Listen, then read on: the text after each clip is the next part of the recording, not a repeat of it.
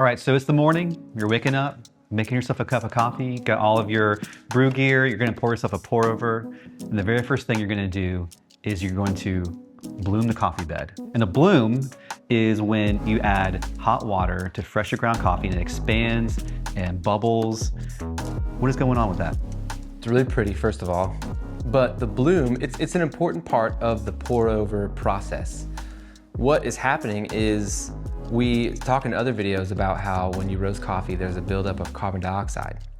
So the bloom is any residual carbon dioxide that is still able to escape when the hot water hits the coffee bed.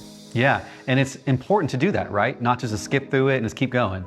It is important because when carbon dioxide is too heavily present in roasted coffee, it inhibits you from being able to taste sweetness and complexity in that coffee.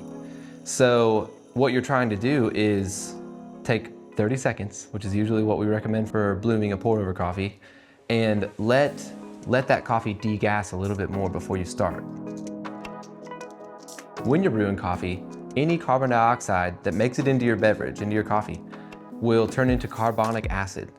A little bit of carbonic acid is beneficial because it creates a little bit of complexity for your coffee, but too much inhibits your ability to taste the coffee's full sweetness. Oh wow. Also, if you are going to bloom your coffee and nothing's happening, it's not puffing up, there's no expansion, there's no bubbling, that's okay, right? It just means that the coffee is already degassed. Exactly. It's not you, it's the coffee.